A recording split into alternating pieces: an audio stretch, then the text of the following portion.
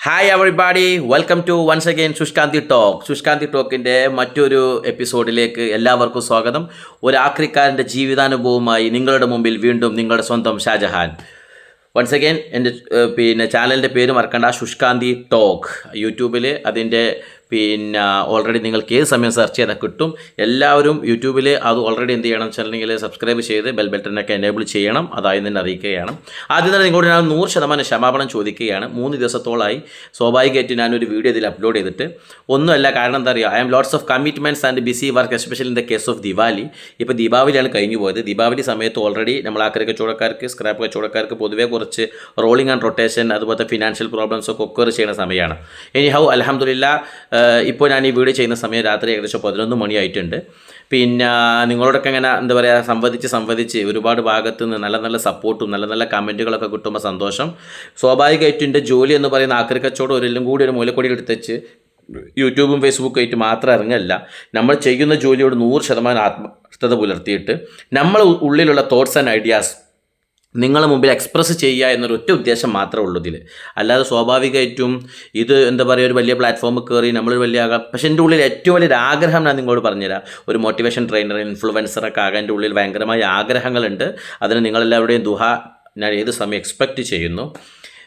ഈ സമയത്ത് ഞാൻ ഇങ്ങോട്ട് പറയാനുള്ളത് വെച്ചാൽ, നമ്മുടെ ആക്രിക്കണ ജീവിതാനുഭവത്തിൽ നമ്മൾ പറഞ്ഞെത്തിയത് ഒരു കേസിൽ ഞാൻ എന്ത് ചെയ്തിട്ടുണ്ട്, മഞ്ചേരി കോപ്പറേറ്റീവ് കോളേജ് വയപ്പാർപ്പടിക്കൽ പോയി ഒരു എപ്പിസോഡ് നിൽക്കുന്നുണ്ട്. ആ എപ്പിസോഡ് അതേ സമയത്ത് ഞാൻ തിരിച്ചു വന്ന് വന്നുകൊണ്ട് കുറ്റൂനോത്ത് സ്കൂളിൻ്റെ കുറേ ചരിത്രങ്ങളും ഞാൻ അവിടെയൊക്കെ പോയത്, എൻ്റെ ചെറുപ്പത്തിലെ ബിസിനസ് ചരിത്രങ്ങളൊക്കെ ഞങ്ങളോട് കുറേ പറഞ്ഞു. കുറ്റൂനോത്ത് സ്കൂളിൻ്റെ കേസുകളിൽ പിന്നെ സ്വാഭാവികമായിട്ട് ഞാൻ കുറ്റൂനോത്ത് സ്കൂളിൽ തന്നെ 5 കൊല്ലം പഠിച്ചിരുന്നത്. പിന്നെ സ്വാഭാവികമായിട്ട് അവിടുന്ന് +1 +2 ഒക്കെ എന്ന് പറഞ്ഞാൽ വളരെ അനുഭവങ്ങളുടെ ഒരു കലവറ തന്നെയാണ്. പക്ഷേ നമ്മളെ സംബന്ധിച്ചിടത്തോളം ഞാൻ +2ൻ്റെ ഒക്കെ അനുഭവങ്ങളും സമ്പത്തും കാര്യങ്ങളൊക്കെ പറയുമ്പോൾ നമ്മൾ ഈ ലൊക്കാലിറ്റിയിലെ ആളുകൾ കേട്ട് അതിലുള്ള അനുഭവങ്ങൾ പങ്കുവെക്കുകയാണെങ്കിൽ കൂടിയും അത് പുറത്തേക്ക് നമ്മളൊന്ന് വൈറ്റപ്പ് ചെയ്യുമ്പോൾ അതിന് ആനുപാതികമായിട്ടുള്ളൊരു എന്താ പറയുക, ഒരു എക്സ്പ്രഷൻ ചിലപ്പോൾ കിട്ടിക്കോണമെന്നില്ല. എന്നിരുന്നാലും അന്നത്തെ കാലത്ത് +2 പഠിക്കുന്ന സമയത്ത് കുട്ടികൾക്ക് പുസ്തകം വാങ്ങാൻ വേണ്ടി മഞ്ചേരി കോഴിക്കോട് ബുക്ക് സ്റ്റാൾ പോയത്. അപ്പോൾ ഓരോ ബുക്കിൽ നിന്നും നമുക്ക് കമ്മീഷൻ കിട്ടിയതിന് അടിസ്ഥാനത്തിൽ അവിടെ പോയിട്ട് നമ്മൾ നല്ല നാസ്ത അടിച്ചത്. അതുപോലെ തന്നെ NSSൻ്റെ ക്യാമ്പുകൾ, അതുപോലെ തന്നെ ഓണത്തിന് പൂക്കൾ വാങ്ങാൻ വേണ്ടിയിട്ട് കോഴിക്കോട് പോയിട്ട് അതിൽ കിട്ടിയ കമ്മീഷനോട് പുട്ടടിച്ചത്. അങ്ങനെ തുടങ്ങി ഒരുപാട് ചരിത്രങ്ങൾ പറയാനുണ്ട്. അപ്പോൾ ഈ ചരിത്രങ്ങളൊക്കെ നമ്മൾ സ്റ്റെപ്പ് ബൈ സ്റ്റെപ്പായിട്ട് ഓരോ എപ്പിസോഡായിട്ട് പറയാനുള്ള വകുപ്പുണ്ടാകും. പക്ഷേ നമ്മൾ ജസ്റ്റ് ഒന്ന് എന്താ പറയുക, ഒന്ന് വണ്ടി ഓടിച്ചാണ്ട് പോയതാണ്. കാരണം കുറ്റൂനോത്ത് സ്കൂൾ NSS സ്റ്റാർട്ട് ചെയ്ത സമയത്ത് തന്നെ ഫസ്റ്റ് ക്യാപ്റ്റൻ നമ്മളെ അൽഹംദുലില്ലാ നമ്മളെ പേര് തന്നെ ആയിരുന്നു. അതിന് അന്ന് ഇൻചാർജ് ഉണ്ടായിരുന്നു ഷാജമാഷ് ഉണ്ടായിരുന്നു. നമ്മളെ ഇപ്പോൾ ഷാജമാഷ് അവിടെ കുറ്റൂനോത്ത് വർക്ക് ചെയ്യുന്ന ഒരുപാട് എന്താ പറയുക റിലേഷൻ കീപ്പ് ചെയ്തുകൊണ്ടിരിക്കുന്ന ഷാജമാഷ്. അങ്ങനെ അവിടെ തുടങ്ങിയിട്ട് നമ്മളെ ഇപ്പോഴും ഈ ചാനൽ ശുഷ്കാന്തി എന്ന് തുടങ്ങുന്നതിൻ്റെ അടിസ്ഥാനത്തിൽ എന്നെ മോട്ടിവേറ്റ് ചെയ്ത ഒരാൾക്കാണ്. ശുഷ്കാന്തി എന്ന് പറയുന്നത് ഈ ശുഷ്കാന്തി ടോക്കിൻ്റെ ഒരു കാര്യം പറയാം കേട്ടോ. ഞാൻ ഏത് സമയം എല്ലാവരും ചോദിക്കും ശുഷ്കാന്തി ഉണ്ടാ ചോദിക്കും. ശുഷ്കാന്തി മീൻസ് ഓൾവേസ് എനർജറ്റിക്. എന്നാൽ അൽഹംദുലില്ലാ റാഹത്തല്ലേ, സന്തോഷമല്ലേ എന്ന് ചോദിക്കുന്ന ഒരു വേർഡാണത്. സ്വാഭാവികമായിട്ടും നിങ്ങൾക്ക് ഹാപ്പി അല്ലേ, നിങ്ങൾ ആക്റ്റീവ് അല്ലേ ചോദിക്കുന്ന ഒരു വേർഡാണ്. അപ്പോൾ ഞാൻ ആരെ കണ്ടാലും ഒരു മിനിമം ഒരു 10-15 പ്രാവശ്യം ശുഷ്കാന്തി അല്ലേ, ശുഷ്കാന്തി ഉണ്ടാ, എല്ലാത്തിനും കണക്ട് ചെയ്ത് ശുഷ്കാന്തി ചോദിക്കും. അങ്ങനെ ഇപ്പോൾ അടുത്ത് ഞങ്ങളൊരു സ്ഥലത്ത് എൻ്റെ അസ്ലമാഷ്, ജനതാ ബസാർ ഓണർ ഗഫൂർ കാവുങ്ങൽ സാഹിബ്, സുരേഷ് ചേട്ടൻ, അങ്ങനെ കുറച്ച് ആളുകളുമായി ഞങ്ങൾ യാത്ര പോയ സമയത്ത് സ്വാഭാവികമായിട്ടും അസ്ലമാഷ് പറഞ്ഞതാണ്, ആൻറ്റിജി അഥവാ യൂട്യൂബ് ചാനലോ അല്ലെങ്കിൽ മോട്ടിവേഷൻ എന്തെങ്കിലും തുടങ്ങുകയാണെങ്കിൽ അതിന് ശുഷ്കാന്തി എന്ന് പേരിട്ടത്. ആക്രി സ്റ്റോക്ക് എന്നായിരുന്നു ഞാൻ ഉദ്ദേശിച്ചത്, ശുഷ്കാന്തി ടോക്കിലേക്ക് മാറിയതാണ്. എനിവേ അൽഹംദുലില്ലാ നല്ലൊരു റാഹത്ത്, സന്തോഷം, സമാധാനം, എല്ലാവർക്കും ഹാപ്പിയാണെന്ന് വിചാരിക്കുന്നു. ജസ്റ്റ് ഒരു ഔട്ട്ലൈൻ മാത്രം പറഞ്ഞു എന്നുള്ളൂ കേട്ടോ. കാര്യങ്ങളിപ്പോൾ 2-3 കേസുകൾ പറയാനുണ്ട്. അപ്പോൾ ഞാൻ ഓൾറെഡി ഞാൻ കുറ്റൂർ സ്കൂളിൻ്റെ ചരിത്രം ഒന്ന് സ്പീഡിൽ ജസ്റ്റ് ഒന്ന് വായിച്ചു പോയി. അതുപോലെ തന്നെ ഞാൻ ജസ്റ്റ് ഒന്ന് ചെയ്യുന്നുണ്ടെന്നുണ്ടെങ്കിൽ മഞ്ചേരി കോപ്പറേറ്റീവ് കോളേജിലെത്ത ചരിത്രം എന്ന് പറയും. മഞ്ചേരി കോപ്പറേറ്റീവിലെ കുറച്ച് ചരിത്രങ്ങൾ നിങ്ങളോട് സംസാരിച്ചതിന് ശേഷം സ്വാഭാവികമായിട്ട് ഞാൻ വീണ്ടും എന്ത് ചെയ്യുന്നത് വെച്ച് കഴിഞ്ഞിട്ടുണ്ടെങ്കിൽ നല്ല നല്ല കണ്ടൻറ്റുകൾ, നിങ്ങൾക്ക് മനസ്സിലാക്കാവുന്ന പോയിൻറ്റുകൾ, എൻ്റെ ഉള്ളിലെ ഐഡിയാസ് എക്സ്പ്രസ് ചെയ്യാനുള്ളൊരു അവസരങ്ങൾ, അത് മാത്രമാണ് ഞാൻ ഇപ്പോൾ ഉദ്ദേശിക്കുന്നത്. ദെൻ നമ്മളിപ്പോൾ വയപ്പാറപ്പടിക്കിലെത്തി. എവിടെ? മഞ്ചേരി കോപ്പറേറ്റീവ് കോളേജിലെ വയപ്പാറപ്പടി, അതായത് ഞാൻ നിങ്ങളോട് പറഞ്ഞ വയപ്പാറപ്പടിക്കൽ എത്തിയിട്ടിരിക്കുകയാണ്. വയപ്പാറപ്പടിക്കൽ എത്തിയ സമയത്ത് ഞാൻ ആക്രി കച്ചവടത്തിൻ്റെ ഒരു വകുപ്പും കൂടി ഇങ്ങോട്ട് പറയണം. ഏകദേശം 2000-ൽ എൻ്റെ വീടിൻ്റെ ഒരു ചെറിയ റിനോവേഷൻ വർക്ക് നടന്ന സമയത്ത് കുറച്ച് സ്ക്രാപ്പ് എല്ലാം കൂടി ഇവിടെ ഉണ്ടായിരുന്നു. നമ്മൾ വരുന്നവർക്കാൾ കൊടുക്കലാണല്ലോ പതിവ്. ഞാൻ ആ സ്ക്രാപ്പ് എല്ലാം കൂടി കൊണ്ടും വല്യപ്പ വാപ്പാർ, അതായത് അതിൻ്റെ ഒരു ചെറിയൊരു ഔട്ട്ലൈൻ കൂടി പറഞ്ഞുതരാം. എൻ്റെ ഉമ്മാൻ്റെ ഉപ്പ, അതായത് കണ്ണാട്ടിപ്പടി പൂവഞ്ചേരി കുടുംബം, നാട്ടുമൂപ്പൻ മൈമുട്ടി എന്ന് പറയും. കണ്ണൂർ പറശ്ശിനിക്കടവ് ക്ഷേത്രത്തിൽ ആധികാരികമായിട്ട് ചെമ്പ് പിച്ചള പാത്രങ്ങൾക്ക് ഈയം പൂശുന്ന ജോലിയായിരുന്നു എൻ്റെ വല്യപ്പാക്ക് അവിടെ. ഞങ്ങളുടെ കുടുംബം പാലമടത്തിൽ മല്ലിപ്പറമ്പ് എന്ന് പറയും. ഞങ്ങളുടെ കുടുംബത്തിലുള്ള എൻ്റെ വല്യുപ്പ മാനു എന്ന് പറയും. ഒരു മാഷ് ഉദ്യോഗസ്ഥൻ കിട്ടേണ്ട അതാണ്, അത് മാഷ് എന്നാണ് പറയല്. അദ്ദേഹം ആ ജോലി ഉപേക്ഷിച്ച് ഓൾറെഡി അങ്ങനത്തെ ഒരു ഫീൽഡിലേക്കൊന്നും ഇറങ്ങാതെ അദ്ദേഹം കോയമ്പത്തൂർ കച്ചവടവുമായി ബന്ധപ്പെട്ട് പോയി. അപ്പോൾ സ്വാഭാവികമായിട്ടും വീട്ടിലും ചുറ്റുപാടും കാര്യങ്ങളൊക്കെ ആകുമ്പോൾ എൻ്റെ വാപ്പയും ഓൾറെഡി സ്ക്രാപ്പ് അലൂമിനിയം കച്ചവട മേഖലകളിലേക്ക് എൻ്റെ വാപ്പയും ഇറങ്ങി. അത് ഒരുപാട് ഞങ്ങളൊക്കെ അത്യാവശ്യം എൻ്റെ വാപ്പൊക്കെ നല്ലോണം കഷ്ടപ്പെട്ട് ഒരുപാട് ബുദ്ധിമുട്ടി അലൂമിനിയത്തിൻ്റെ കൊട്ടയേറ്റ് കച്ചവടം ചെയ്താണ് ഞങ്ങളൊക്കെ വളർത്തിയത്, 100% ഞങ്ങളെ വളർത്തിയത്. അങ്ങനെ വല്യപ്പോൾ സ്വാഭാവികമായിട്ടും ഒരു സ്ട്രൈറ്റ് ഫോർവേഡ് ആ ലെവലിൽ പോകും. അവിടുത്തെ ഈ കള്ളക്കച്ചവടവും മറ്റുള്ള കാര്യങ്ങളൊക്കെ കണ്ടിട്ട് സ്വാഭാവികമായിട്ടും വാപ്പനി അവിടുന്ന് കൂട്ടിയിട്ട് വല്യപ്പം കൂടി ഇങ്ങോട്ട് പോകുന്നതാണ്. അങ്ങനെ ചുരുക്കി പറയുകയാണെന്നുണ്ടെങ്കിൽ വീണ്ടും കണ്ണൂരിലോട്ട് കച്ചവടത്തിന് പോവുകയാണ് എൻ്റെ വാപ്പ. കണ്ണൂർ കച്ചവടം ചെയ്തിട്ടാണ് ഞങ്ങളൊക്കെ മുന്നോട്ട് കൊണ്ടുപോയത്. സത്യത്തിൽ പറയുകയാണെന്നുണ്ടെങ്കിൽ പൂരാ ദുനിയ ഗുമാക്കെ അപ്പം റോസി റോണ്ടി ഡൂണ്ടിനെ വാല ഹെ പൂരാ പരിവാർ. എല്ലാ കുടുംബവും എന്താണെന്ന് വെച്ച് കഴിഞ്ഞാൽ എല്ലായിടത്തും ചുറ്റി അവനാൻ്റെ കുടുംബത്തിന് ജീവിക്കാനുള്ള വക കണ്ടെത്തിക്കാണ്ട് കൊടുക്കുന്നതാണ് ഒരു യഥാർത്ഥത്തിലെ ഒരു കുടുംബജീവിതം എന്ന് പറയുന്നത്. അതേപോലെ തന്നെ മേരാ പിതാബി ഐസ ഓർ മേരാ ദാദാജി ഐസ ഗോയി ബി ഹോ ജേസ ഗൂംത്തെ എൻ്റെ വാപ്പായിക്കോട്ടെ വല്യപ്പായിക്കോട്ടെ എല്ലാവരും. അതേപോലെ തന്നെ നിങ്ങളുടെയൊക്കെ ഫാമിലി ലൈഫിൽ ഒരുപാട് ഹിസ്റ്ററി പറയാനുണ്ടാവും ഇല്ലേ? അതേപോലെ തന്നെ എല്ലാവരും ജീവിതത്തിൽ എന്ത് ചെയ്തു, അവനാൻ്റെ കുടുംബം പുലർത്തണമെന്ന് കരുതിയിട്ട് പലയിടത്തേക്കും പല മേഖലകളിലേക്കും പ്രവാസത്തിലേക്കും ഒക്കെ ചേക്കേറിയവരുണ്ട്. മനസ്സിലായില്ലേ? അപ്പോൾ ആ ഒരു സമയത്ത് സ്വാഭാവികമായിട്ടും നമ്മൾ ഫീൽഡിൽ എത്തിയിട്ടില്ല. ഞാൻ ഓൾറെഡി ഇതിൻ്റെ പഠനവും മറ്റുള്ള കാര്യങ്ങളൊക്കെ ആയിട്ട് പോയി. ഓൾറെഡി ഇതിൻ്റെ കുറേ ബിസി ചുറ്റുപാട് മറ്റുള്ള കാര്യങ്ങളൊക്കെ വന്ന സമയത്താണ് ഞാൻ ഈ ആക്രി മേഖലയ്ക്ക് എത്തപ്പെട്ടത്. അങ്ങനെ 2000 ഞാൻ സ്വാഭാവികമായിട്ട് എന്നിട്ടുണ്ടെന്നുണ്ടെങ്കിൽ എൻ്റെ വീട് റെനോവേഷനുമായി ബന്ധപ്പെട്ട് കുറച്ച് സ്ക്രാപ്പിലും കൂടി എടുത്ത് നമ്മൾ വേങ്ങരയുള്ളൊരു ഓൾഡ് കച്ചവടക്കാരനെ കൊണ്ടുപോയി കൊടുത്തു.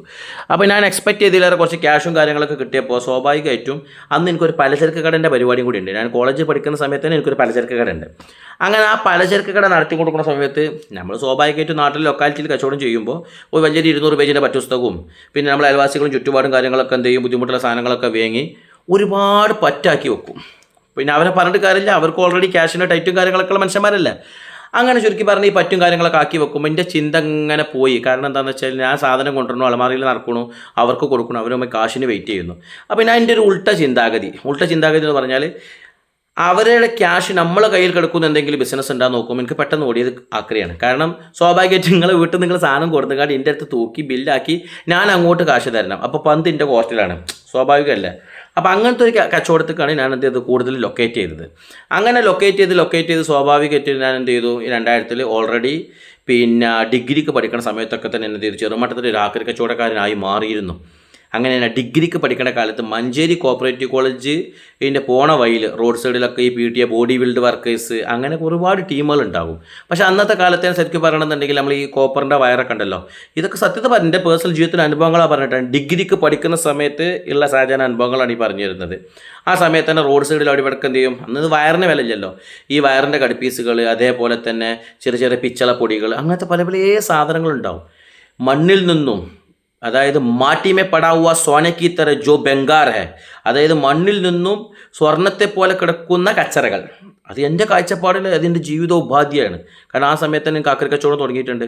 അപ്പോൾ അവിടെ ഒരു വയറിൻ്റെ കഷ്ണങ്ങളോ അല്ലെങ്കിൽ മറ്റെന്താ പറയുക പിച്ചള കഷ്ണങ്ങളോ എന്തെങ്കിലുമൊക്കെ കണ്ടാലും അത് ഒരു കാരണവശാലും ആരെ മുതലല്ല കേട്ടോ, റോഡ് സൈഡിൻ്റെ വക്കത്ത് കിടക്കുന്ന ജനറൽ പ്രോപ്പർട്ടി പെട്ട സാധനങ്ങൾ ഞാൻ കുനിഞ്ഞെടുക്കും. അപ്പോൾ എൻ്റെ സുഹൃത്തുക്കളൊക്കെ പറയാൻ എനിക്ക് എന്തിൻ്റെ കേടാ ചോദിക്കും. സ്വാഭാവികമായിട്ടും അവിടെ റോഡ് സൈഡിൽ നിന്ന് തന്നെ ഞാൻ ഈ ഡിഗ്രിക്ക് പഠിക്കുന്ന കാലത്തും എൻ്റെ കൈകളിൽ ഞാൻ മഞ്ചേരിയിൽ നിന്ന് വേങ്ങരക്ക് വണ്ടി കയറുന്ന സമയത്ത് എൻ്റെ കീസിയിൽ ചിലപ്പോൾ 100 ഗ്രാം 150 ഗ്രാം റോഡ് സൈഡിൽ നിന്ന് കിട്ടിയ വേറിൻ്റെ കടുപ്പീസും ചില കഷ്ണം ഉണ്ട് എന്ന് പറയുമ്പോൾ എനിക്കതിൽ യാതൊരു മടിയില്ല ഞങ്ങളോട് സംസാരിക്കാൻ. അന്നത്തെ കാലത്തും ഒരു 100-150 ഗ്രാം വയറ് കിട്ടിയിട്ടുണ്ടെങ്കിൽ 10-25-30 ഉറുപ്പ്യക്ക് അത് ചെത്തി മിനിക്ക് അതിൻ്റെ കോപ്പർ കിട്ടും. മനസ്സിലായ നിങ്ങൾക്ക്? അപ്പോൾ നമുക്ക് സുഖസുന്ദരമായിട്ട് പോയി വരാനുള്ള വണ്ടിക്കൂലി അടക്കം നമ്മളെ ജീവിതത്തിൽ അന്നത്തെ തന്നെ നമുക്ക് ഉണ്ടാക്കാനുള്ള സംവിധാനങ്ങൾ ഇവിടെ ഉണ്ട്. അതാ പറഞ്ഞത്, ജോ കിതർ ബി ഗൂംനെ കി ജറൂറത്ത് നഹി, അപ്പിനാ സോന അപ്പിനാ ഖാന ജോ ഇതർ കിതർ ബി ജഗർ ഡൂണ്ടല്ലോ. നമ്മളെ ജീവിതത്തിന് വേണ്ട സാധനങ്ങൾ ഇവിടെയൊക്കെ തപ്പിയാൽ നമുക്ക് കിട്ടും. ജീവിക്കാനുള്ള അറ്റ്മോസ്ഫിയർ ഇവിടെ തന്നെ ഉണ്ട്. പക്ഷേ എല്ലാവരും കൂടി ഒരു ഭാഗത്തിരുന്ന് കണ്ട് ജീവിതോപാധി തരണം എന്നല്ല ഞാൻ പറയുന്നത്. ഒരു മനുഷ്യൻ സിമ്പിളായിട്ട് ജീവിക്കണമെന്നുണ്ടെങ്കിൽ അവന് വേണ്ട എല്ലാ അറ്റ്മോസ്ഫിയറും ഇവിടെ ഉണ്ട്. പക്ഷെ എന്താ, മനുഷ്യൻ എന്ത് ചെയ്യും, സ്വാഭാവികമായിട്ടും അവൻ്റെ ആഗ്രഹങ്ങൾക്കതിരില്ല. അത് എന്താ പറയുക, ഈ want to fly above the cloud just like a flying bird എന്നാണ്. അതായത് ഒരു എന്താ പറയുക, ആകാശങ്ങളുടെ മേഘങ്ങൾക്ക് മുകളിലൂടെ പറക്കാൻ മനുഷ്യൻ ആഗ്രഹിച്ചു കൊണ്ടേയിരിക്കും. അത് സ്വാഭാവികമാണ് അല്ലേ? അതേപോലെ തന്നെ ജീവിതത്തിൽ നമുക്ക് നേടേണ്ട കാര്യങ്ങൾ, അതേപോലെ തന്നെ നമുക്ക് വേണ്ട കാര്യങ്ങളൊക്കെ നമ്മുടെ അറ്റ്മോസ്ഫിയറിലുണ്ട്. പക്ഷേ നമ്മൾ ജീവിതോപാധി, നമ്മൾ മറ്റുള്ള കാര്യങ്ങളൊക്കെ മെച്ചപ്പെടുത്താനും വേണ്ടിയിട്ട് ഇതിനൊക്കെ കമ്പയർ ചെയ്തിട്ട് നമ്മൾ എന്ത് ചെയ്യും, നമ്മൾ കൂടുതൽ വൈൻഡപ്പാക്കാൻ നോക്കും. മനസ്സിലായില്ലേ? ഇപ്പോൾ ഓൾറെഡി 10-15 ആയിട്ടുണ്ട്. മനുഷ്യന് ജീവിക്കാൻ 2 റൊട്ടി കാക്കെ ആരാം സേക്ക് ബിസ്തർ കന്തർ സോജായിക തോ ദുനിയ വൈ ബസ്ന. 2 റൊട്ടി തിന്നുകാണ്ട് ഒരു പുതപ്പിനുള്ളിൽ കിടന്നുറങ്ങിയാലും നമ്മുടെ ദുനിയാവ് അങ്ങനെ തീർന്നു. Balance is all for the society. മറ്റുള്ളതൊക്കെ സമൂഹത്തിന് വേണ്ടിയിട്ടാണ്. നമുക്ക് സാറ്റിസ്ഫാക്ഷൻ ആണെങ്കിൽ കുറച്ച് മതി, നല്ല സന്തോഷത്തിൽ കിടന്നുറങ്ങാം. പക്ഷേ കൂട്ടുകുടുംബം, അവരുടെ ജീവിത നിലവാരം, നമ്മളെ പ്രതീക്ഷിച്ചിരിക്കുന്നവർ, അവർക്കൊക്കെ വേണ്ടി നമ്മളൊക്കെ ഓടിക്കൊണ്ടേയിരിക്കുകയാണ്. ചുരുക്കി പറഞ്ഞാൽ നിങ്ങളൊരു എപ്പിസോഡ് എന്നല്ല, 100 എപ്പിസോഡ് പറഞ്ഞാലും തീരൂല. അത്രത്തോളം പറയാനുണ്ട്.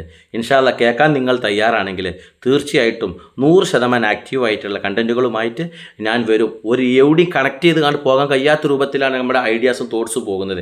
ഇപ്പം തന്നെ ഓൾറെഡി 11 മിനിറ്റോളം നിങ്ങളോട് സംസാരിച്ചു. നിങ്ങളെ ലെങ്തി കൂടിയതിനെ ക്ഷമിക്കണം. സന്തോഷം, സമാധാനം എല്ലാവർക്കും. ശുഷ്കാന്തി ടോക്കിൻ്റെ നല്ലൊരു ദിനം നേർന്നുകൊണ്ട് നിങ്ങളുടെ ഷാജഹാൻ ഈ ഒരു എപ്പിസോഡ് വൈൻഡപ്പ് ചെയ്യുകയാണ്.